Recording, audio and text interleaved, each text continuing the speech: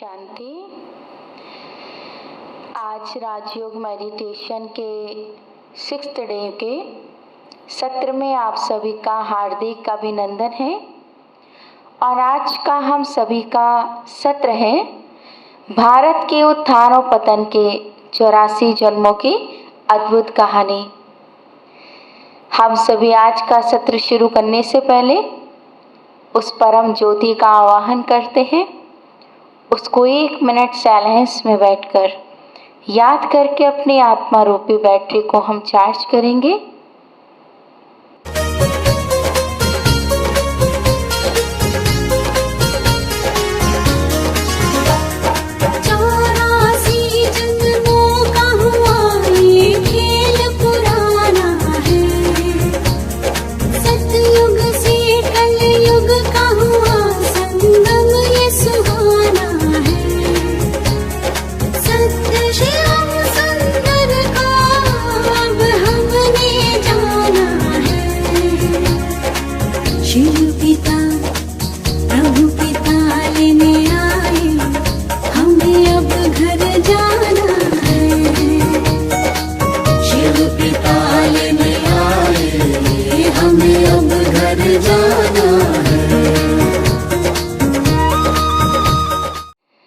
कहा जाता है कि कर्मों की फिलॉसफी बहुत डीप है। जब मनुष्य कर्म करता है तब उसे ये नहीं पता चलता है कि मैं क्या कर रहा हूँ, अच्छा या बुरा। पर जब उसका फल भुगतने का समय आता है तब वो अपने बुरे कर्मों का और अच्छे कर्मों का, दोनों कर्मों का ही दोष वो भगवान को देता है। पर देखा जाए कि ये कर्म का सिद्धांत है हर मानव जीवन के, कि जो हम करेंगे वैसा ही हम पाएंगे, जैसा हम करेंगे वैसा ही हमें मिलेगा, जब हम करेंगे तब हमें मिलेगा, जितना हम करेंगे उतना ही हमें मिलेगा। ये मनुष्य जीवन के कर्मों का सिद्धांत है। और कर्म कई प्रकार के होते हैं। एक होते हैं श्रेष्ठ कर्म, जहाँ मानव अपने श्रेष्ठ कर्मों का बीज बोता है और उसका अकर्म सुकर्म के रूप में श्रेष्ठ फल भी खाता है। एक होते हैं पुण्य कर्म, जो मनुष्य पुण्य करके कुछ समय के लिए अच्छी प्राप्तियों का अनुभव कर लेता है। एक होते हैं विकर्म। विकर्म वो होते हैं जो 5 विकारों के वशीभूत होकर के किए जाते हैं, जिससे मनुष्य का जीवन नरकमय बन जाता है। पर जब हम कर्म करते हैं बुरा, तब उस समय हमें नहीं लगता है कि भगवान हमें कहीं ना कहीं देख रहा है। इसलिए बहुत सुंदर किसी ने ये बात कही है कि हंस हंस कर किया गया पाप रो रो कर भोगना पड़ता है, हाथों से लगाई गांठ दांतों से खोलना पड़ता है। जब हम पाप करते हैं तब हमें नहीं लगता है कि ये कोई पाप है, पर जब उसका फल लेने का समय आता है तब हम कहते हैं कि भगवान तूने मेरे साथ क्या किया, तूने मुझे इस जन्म में इतने दुख क्यों दिए हैं, तूने मुझे ऐसे संबंध क्यों दिए हैं। हम अपने सारे बुरे कर्मों का दोष परमात्मा पर सौंप देते हैं, क्योंकि कर्म करने के बाद हम भूल जाते हैं कि हमने क्या किया था। पर भगवान कहता है कि प्रभु ना दंड देता है ना वो माफ करता है। वह तो कर्म फल तराजू है जो सिर्फ इंसाफ करता है। कर्म फल का बटन तो तेरे हाथ में है बंदे, तू खुद ही इसे ऑन करता है और तू खुद ही इसे ऑन करता है। ये कर्मों का फल हमारे जीवन के 84 जन्मों की कहानी के साथ जुड़ा हुआ है। क्योंकि जब हम बुरा कर्म करते हैं तो अक्सर करके लोग यही कहते हैं कि देखो पता नहीं ये कौन सी योनि में जाएगा।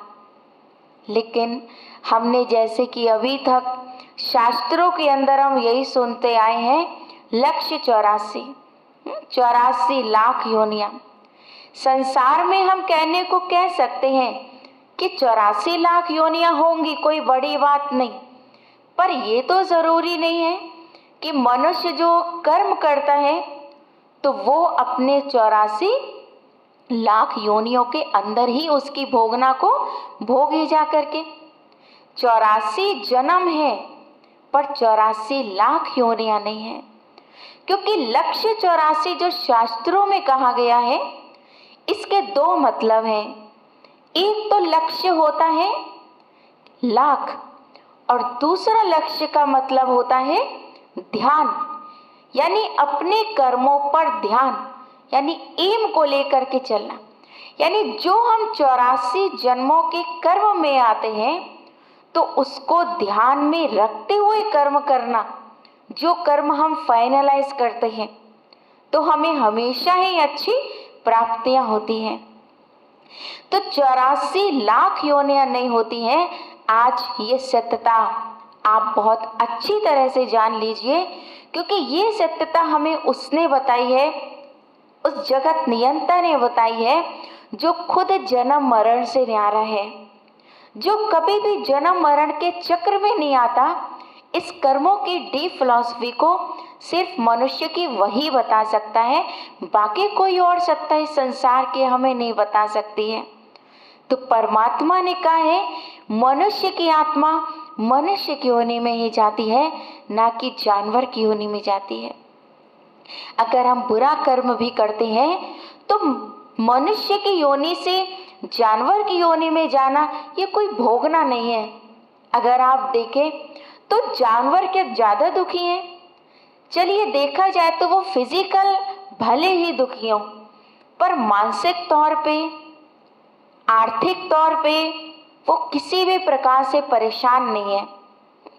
तो जो मनुष्य है, मनुष्य जीवन बहुत ही अच्छा और श्रेष्ठ जीवन है, पर जो पशु पक्षियों का जीवन है उसमें कोई भी तनाव नहीं है, वो तनाव रहित जीवन है।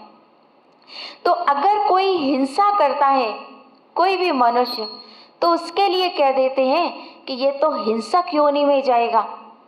अरे वो पहले से ही हिंसा उसने की और उसको अगली योनि भी हिंसक के मिलेगी, तो उसे कौन सा पश्चाताप होगा कि मैंने जो है हिंसा करी थी और इसका फल जो है मुझे ऐसा मिला है। बल्कि हिंसक योनि में जाकर के तो उसके संस्कार तो और ही ज़्यादा पक्के हो जाएंगे, क्योंकि वो इस जन्म में भी हिंसा कर रहा है और हिंसक योनि लेकर के उसके संस्कार तो और ही मजबूत हो जाएंगे। इसलिए परमात्मा कहते हैं कि मनुष्य की आत्मा मनुष्य योनि में ही जाती है, क्योंकि आत्मा को बीज कहा जाता है। बीज, तो ये आत्मा रूपी बीज परमात्मा ने इस शरीर मनुष्य की योनि में डाला है। तो जो मनुष्य की योनि में बीज इसका पड़ गया तो अच्छे और बुरे का जो हमें फल मिलेगा वो हमें मनुष्य की योनि में ही मिलेगा, ना कि जानवर की हमें योनि में मिलेगा। क्योंकि ये परमात्मा की जो सृष्टि है ये बहुत सुंदर रचना है और उसकी सुंदर रचना में पशु पक्षी भी चाहिए, मनुष्य आत्माएं भी चाहिए, फल फूल भी चाहिए, सभी कुछ चाहिए। तो पशु पक्षियों की योनि अलग है और मनुष्य की योनि अलग है। कहते हैं जैसा बीज वैसा फल होता है। अगर हम आज आम के पेड़ का बीज लगाते हैं तो क्या वो हमें कुछ सालों के बाद फल पपीता देगा? नहीं। अगर हम केले का पेड़ लगाते हैं तो क्या कुछ सालों के बाद वो हमें सेब देगा? नहीं। जैसा बीज वैसा फल। तो अगर मैंने इस मनुष्य की योनि में रह करके पाप कर्म करे हैं, किसी को दुख दिया है, किसी को सताया है, तो मुझे इस मनुष्य की योनि में ही अगले जन्म में इसका अच्छा या बुरा फल मिलेगा। इसलिए मनुष्य की योनि, जानवरों की योनि में जाने से हम कोई पश्चाताप का अनुभव नहीं करते हैं। कभी हमने सुना कि जानवर उदास रहते हैं पर मनुष्य तो रहता है। कभी हमने सुना कि जानवर मुस्कुराते हैं, पर मुस्कुराने का गुण तो सिर्फ ये हमें उस परमात्मा ने ही दिया है सिर्फ मनुष्य जीवन में। कभी हमने सुना आज तक कि जानवरों ने सुसाइड कर ली हो या उन्हें अपने घर परिवार चलाने की चिंता हो? नहीं, ये सब इस मनुष्य जन्म में होता है। तो कर्मों का फल अगर मानव को मनुष्य योनि में ही मिल रहा है तो उसको जानवर बनने की क्या आवश्यकता है। जैसे आप देखिए, बहुत सुंदर उदाहरण कि एक गधे का काम है बोझा ढोना और एक रिक्शे वाले का काम भी है बोझा ढोना। तो गधे के कार्य में और एक जो रिक्शा खींच रहा है दिन भर, उसके कार्य में कोई फर्क नहीं है। वो भी बोझा ढो रहा है और वो भी बोझा ढो करके अपने जीवन निर्वाह कर रहा है। तो परमात्मा को उसे गधा बनाने की क्या आवश्यकता है। आपने देखा होगा आज का जो मानव है वो भी कचड़े से भोजन निकाल करके खा रहा है। जिसे भूख लगती है, जिसके पास भोजन नहीं है, तो वो कचड़े में भी निकाल करके भोजन खा लेता है। जो काम जानवर करता है कि कचड़े में से, कूड़े में से भोजन वो अपना ढूंढता है। तो मनुष्य जीवन में ही उनके कर्मों का फल निश्चित है। तो परमात्मा क्यों उन्हें जानवर की योनियां देगा। तो जानवर की योनियां अलग हैं और मनुष्य की योनि अलग है। कई बार तो लोग ये भी क्वेश्चन करते हैं कि जानवरों का कभी मन नहीं होता होगा कि हम मनुष्य योनि में जाएं। तो उनके लिए एक प्रश्न ये भी है, क्या कभी हमारा मन करता है कि हम जानवर की योनि में जाएं। ये सृष्टि, ये कुदरत का नियम है, क्योंकि ये प्रकृति है। क्योंकि जो अपनी आज योनि में है वो अपनी ही योनि में खुश है। जानवर अपनी योनि में खुश हैं और मनुष्य अपनी योनि में खुश है। भले वो कुछ भी कर्म कर रहे हैं लेकिन वो अपनी अपनी योनि में खुश हैं। कोई ये नहीं सोचता है कि हम जानवर योनि में जाएं, या जानवर ये नहीं सोचता है कि हम मनुष्य योनि में जाएं। और हमारी साइंस ने तो ये भी कहा है कि हमारे जो पूर्वज थे, यानी जो मानव के पूर्वज थे, वो बंदर थे। पर नहीं, हमारा शास्त्र ये बात कभी नहीं कहता है कि जो मनुष्य के पूर्वज थे वो बंदर थे। उन्होंने हमेशा यही कहा है कि जो हमारे पूर्वज थे वो देवी और देवता थे, कभी भी बंदर नहीं थे। अगर बंदर होते तो बंदर जैसे तो संस्कार कहीं ना कहीं उनके अंदर दिखाई देते ना। अब बंदर से एकदम मनुष्य जीवन कैसे हम भोग सकते हैं। जो मनुष्य जीवन इतना विवेक का जीवन है, क्योंकि जब हमें मनुष्य जीवन मिलता है तो विवेक परमात्मा से मिली हुई गिफ्ट हमें साथ में मिलती है दिव्य बुद्धि की। तो क्या ये दिव्य बुद्धि बंदर के अंदर या किसी और जानवर के अंदर है। अगर हम किसी और भी पहलू से इस मनुष्य योनि का को सिद्ध करना चाहें तो एक और सुंदर उदाहरण है। वो ये है कि अगर बहुत लोग ऐसे भी हैं इस संसार में जिन्हें मरने के बाद अपना पुनर्जन्म याद रहता है, और जब वो अपने पुनर्जन्म का वर्णन करते हैं तो आपने हमेशा सुना होगा या देखा होगा ऐसे लोगों को कि कभी भी उन्होंने ये नहीं कहा कि हम पिछले जन्म में जानवर थे, कुत्ता, बिल्ली, बंदर या गधा थे, सर्प थे। उन्होंने जब भी अपने पूर्व जन्म का वर्णन किया है या जिसको हिप्नोटाइज किया जाता है, उनको पिछले जन्मों में ले जाते हैं, वो हमेशा यही कहते हैं कि हमारा जो पूर्व जन्म था वो मनुष्य का ही था, ऐसे हमारी मृत्यु हुई थी। तो कहने का भाव ये है कि जगत नियंता परमात्मा जो खुद जन्म मरण से न्यारे हैं, तो उन्होंने हमें हमारे 84 जन्मों की कहानी सुनाई है। अब शास्त्रों के अंदर 84 जन्म का वर्णन इसलिए नहीं है, अगर 84 जन्म बताएंगे तो उन्हें फिर 84 जन्मों का हिसाब भी देना पड़ेगा कि आखिर हमने 84 जन्म कब कब और कहाँ कहाँ पर लिए हैं। पर यह हिसाब तो उनके पास है ही नहीं, क्योंकि उन्होंने तो मनुष्य की जो योनि है वो जानवरों में कर दी है। अब इतनी सारी लाखों योनियों का हिसाब मनुष्य कहाँ तक देगा। और देखा जाए तो 84 लाख योनियां अगर हैं भी, तो उनका शास्त्रों में कहीं तो वर्णन होता कि वो 84 लाख आखिर योनियां कौन सी होती है। पर परमात्मा ने जो हमें 84 जन्मों की हमें हमारी कहानी बताई है कि हमने 84 जन्म कब कब और कहाँ कहाँ पर और कैसे लिए, किस आधार से लिए, तो इससे सिद्ध होता है कि परमात्मा ही हम आत्माओं की यानी जो हम उसके बच्चे हैं वो हमारे जीवन कहानी को अच्छी तरह से जानता है।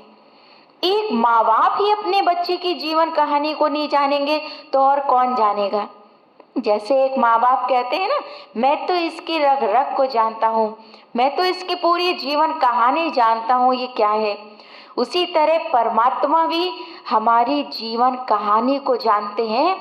तो आज हम आपको बताते हैं कि उसने हमें हमारे 84 जन्मों की जीवन कहानी क्या सुनाई है। जैसा कि हम सभी ने कल बहुत सुंदर सत्र सुना था कि सृष्टि चक्र पूरे 5000 साल का है और इस 5000 साल के अंदर हम 4 युगों से गुजरते हैं, सतयुग, त्रेता, द्वापर और कलयुग, और एक युग की आयु 1250 साल है। तो सबसे पहले जब हम 84 जन्मों के सीढ़ी के अंदर सतयुगी दुनिया के अंदर उतरते हैं, तो सतयुगी दुनिया के अंदर जब हम उतरते हैं तो श्री लक्ष्मी और नारायण के राज्य में उतरते हैं। वहां पर हम सभी आत्माएं देव समान होते हैं और देव समान हम सभी को परमात्मा सतयुगी दुनिया में उतारते हैं। इसके लिए कहते हैं कि God makes a man in his own image, कि भगवान ने जब हमें इस धरती पर उतारा तो हमें अपने ही जैसा बना करके उतारा था। भगवान तो नहीं थे उस दुनिया में आने वाले लोग, पर उस दुनिया में आने वाली आत्माएं भाग्यवान जरूर थी। भगवान ने हमें वो दुनिया दी पर हमें भाग्यवान बना करके भेजा उस भाग्य विधाता परमात्मा ने, जो इस सृष्टि पर आकर के 1250 साल तक भरपूर सुख का अनुभव करते हैं, आनंद लेते हैं। क्योंकि वहाँ कर्म अकर्म होते हैं तो वहाँ पर हर आत्मा की आयु बहुत लंबी होती है। लंबी अर्थात 150 साल तक वहाँ पर हर एक अपनी आयु को बहुत प्यार से और खुशी खुशी से जीता है और अपनी आयु कंप्लीट होने के बाद वो स्व इच्छा से आत्मा अपना वहाँ पर शरीर छोड़ती है। 150 साल तक अपनी आयु को जीते हैं। 16 कला संपूर्ण आत्माएं होती हैं। 16 जो कला है वो गिनती का प्रतीक नहीं, जो 16 कला है वो परफेक्शन का प्रतीक है। 16 कला, जैसे कोई अपने सत्य बात कहे तो कहते हैं ये इसकी बात 16 आने सच है। 16 आने मतलब कंप्लीट प्योर परफेक्शन की निशानी है 16 कलाएं, यानी हम आत्माओं की कलाओं में कोई भी कमी नहीं होती है। और सतयुगी दुनिया में जो राज्य दिखाया है वो श्री लक्ष्मी और श्री नारायण का राज्य दिखाया है। तो क्या श्री लक्ष्मी नारायण कभी बचपन में नहीं थे? क्या उनका बचपन नहीं बीता है? जो श्री लक्ष्मी नारायण का कहीं पर हमने बचपन स्वरूप देखा ही नहीं। उनका बचपन भी उसी दुनिया में बीतता है, लेकिन किस रूप में? हमने बड़ा सुंदर एक भजन आप सभी ने सुना होगा कि श्री कृष्ण गोविंद हरे मुरारी हे नाथ नारायण नम वासुदेवा। यानी जो इस गीत की लाइन है इसके अंदर श्री कृष्ण की पूरी जीवन कहानी समाई हुई है। श्री कृष्ण कहा यानी बचपन के नाम को उसको श्री कृष्ण कहा। गोविंद मतलब जब बड़े होते हैं थोड़े तो उन्हें गोविंद कहते हैं, और जब रासलीला उन्होंने रचाई तब उन्हें हरि मुरारी कहा, और जब वो गद्दी पर बैठ जाते हैं तब उन्हें नाथ नारायण कहते हैं, वासुदेव कहते हैं। तो यही श्री कृष्ण ही श्री नारायण बनते हैं, या यूं कहें कि श्री नारायण का जो बचपना है वो भी सतयुग में ही बीता, जो श्री कृष्ण से गद्दी संवारने तक श्री नारायण बने। और सतयुग में हर एक आत्मा के, सतयुग में आने वाली हर एक आत्मा के 8 जन्म होते हैं, 8 जन्म।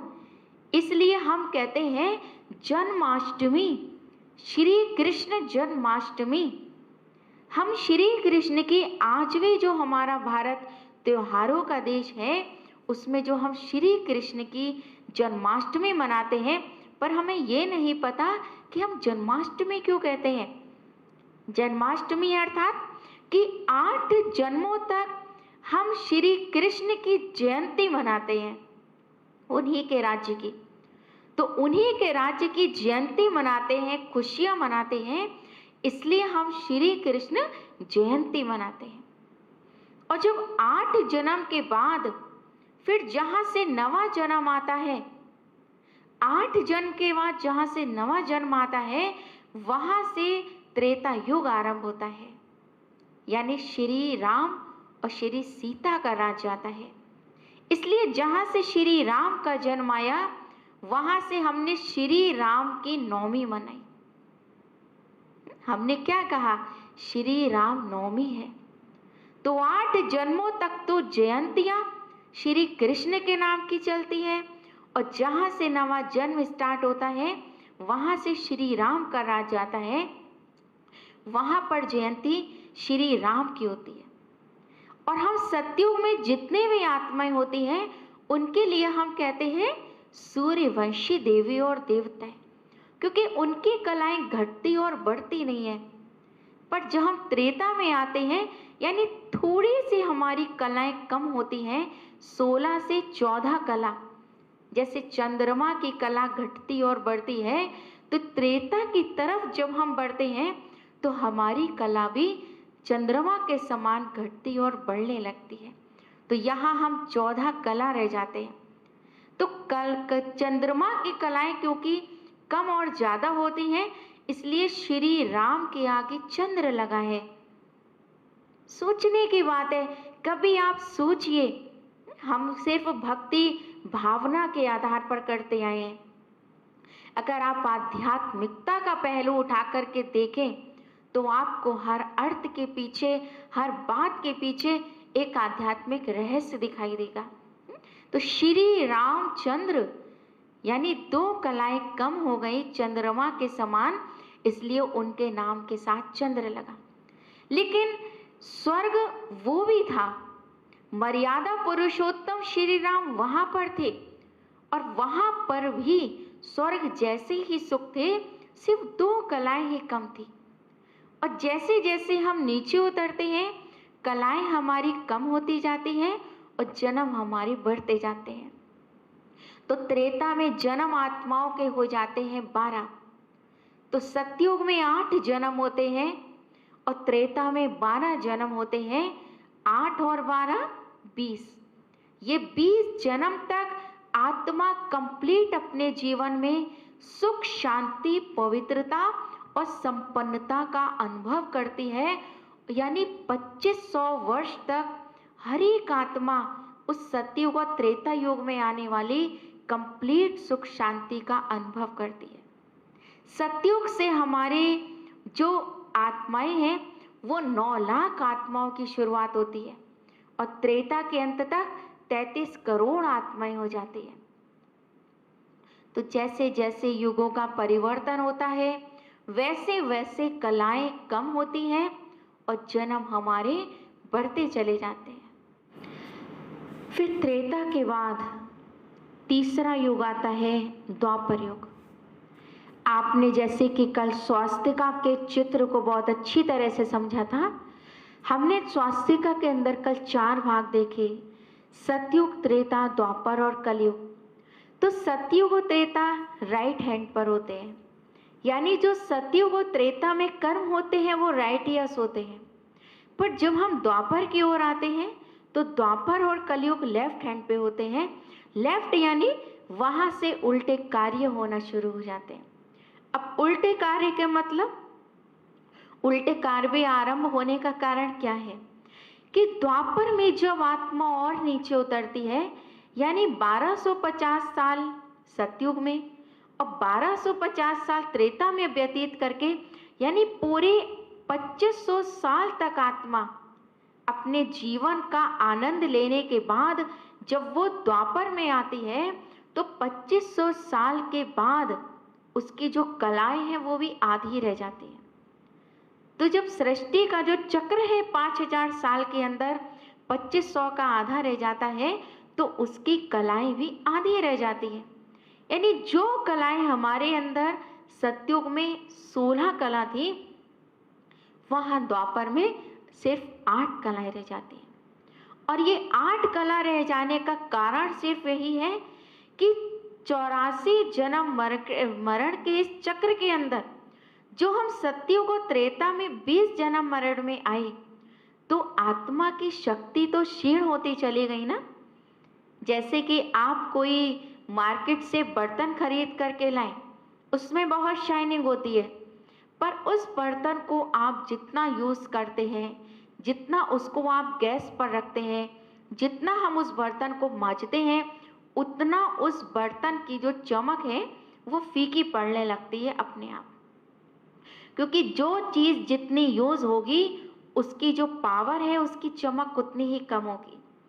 तो द्वापर युग में जब आत्मा इतने जन्मों के बाद जब और नीचे गिरी तो उसकी कलाएं भी कम हो गई और उसकी जो चमक थी वो भी खत्म हो गई और उसकी जो आत्मशक्ति थी वो भी खत्म हो गई, डिप्लीट हो चुकी। और जब आत्मशक्ति हमारी खत्म हो जाती है तब हम देवी और देवताओं की पूजा करना आरंभ करते हैं। इसलिए आपने देखा होगा कि जो पहले के राजा और महाराजे हुआ करते थे तो उनके महलों में शिव के मंदिर जरूर हुआ करते थे और वो उनकी पूजा और आराधना किया करते थे। लेकिन उन राजाओं महाराजों के बाद जब मनुष्य आत्माओं ने पूजा पाठ करना शुरू किया तो सतयुगी दुनिया वाले देवी और देवताओं का जो चैतन्य देवी और देवता थे तो सतयुगी दुनिया वाले देवी देवताओं की द्वापर युग में जड़ मूर्तियों के रूप में उनकी आराधना करना आरंभ किया। लेकिन हम सुनते हैं कि जो जो दवा की त्यों रोग बढ़ता गया, जैसे जैसे आत्मा की शक्ति द्वापर युग में हर मनुष्य की क्षीण होती चली जाती है, वैसा वैसा उसके जीवन में दुख बढ़ता चला जाता है। और जैसा जैसा दुख बढ़ता चला जाता है उतना ही उतना उसका पूजा पाठ और भक्ति में रुझान भी बढ़ता चला जाता है, सिर्फ अपने संकटों को दूर करने के लिए। और इसी द्वापर युग में हमारे अनेक धर्म पिताएं भी आए जिन्होंने अपना अपना इस सृष्टि पर अपने अपने समय पर आकर के पैगाम दिया, संदेश दिया कि कैसे भारत का पुनः उत्थान हो। तो द्वापर युग में हर एक आत्मा के 21 जन्म होते हैं। 8 जन्म सतयुग में, 12 जन्म त्रेता में और 21 जन्म द्वापर में। फिर जब हम चौथे युग की तरफ और नीचे उतरते हैं, यानी द्वापर के बाद कलयुग आता है। जैसे शाम के बाद रात होना निश्चित है, हम भले दीपक जलाएं, लाइट जलाएं, पर हम अंधकार को नहीं खत्म कर सकते हैं। उसी तरह द्वापर के बाद कलयुग आना निश्चित है। कलयुग आएगा। कलयुग अर्थात कलाहीनता का युग।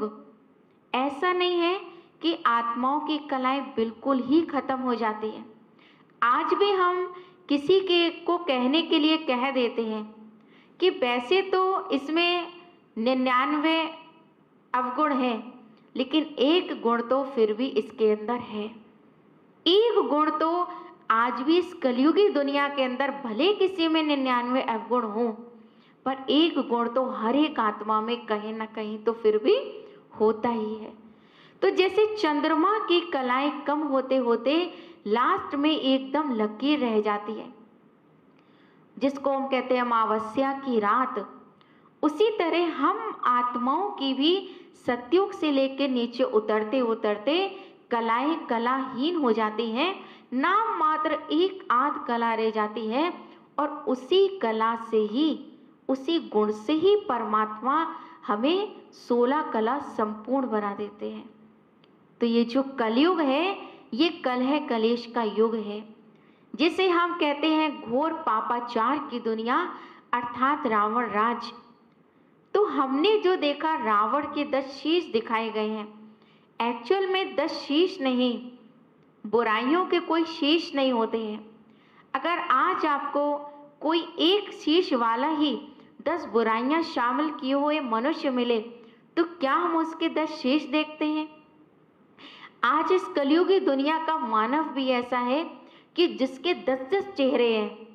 एक चेहरा तो वो है जिससे वो हमसे बात करता है, पर उसके पीछे छिपे हुए आप उसके अंदर के 10 चेहरों को नहीं जानते हैं कि कितने चेहरे के साथ वो आपके साथ पेश आता है। तो आज की ये कलयुगी दुनिया भी रावण राज्य है। तो सिर्फ एक रावण की बात नहीं है, यहाँ देखा जाए इस कलयुगी दुनिया के अंदर हर एक आत्मा के अंदर रावण के समान 5 विकार आ चुके हैं। वो पाप करने लगा है और जितना वो पाप करने लगा है उतना ही अपने कर्मों के खाते को वो खराब करता जा रहा है। तो परमपिता परमात्मा जब इस कलयुगी दुनिया के अंत में आते हैं तो कलयुगी दुनिया में भी हम आत्माएं 42 जन्म लेते हैं। तो यहाँ पे जो कलाएं हैं वो कम हो जाती हैं और जन्म हमारे 42 हो जाते हैं, जन्म हमारे बढ़ते जाते हैं। तो जितने जन्म आत्मा के बढ़ते जाते हैं उतनी जो उसकी क्वालिटी है जीवन जीने की वो कम होती जाती है। जैसे किसी के को 5 साल भी होते जन्म के, कोई 1 साल का भी चला जाता है इस कलयुग के अंदर, कोई जन्म हो लेते भी चला जाता है और कोई 90 साल भी जी लेते हैं। यहाँ कोई एवरेज आयु फिक्स नहीं है, जैसे सतयुग और त्रेता में एवरेज आयु फिक्स थी।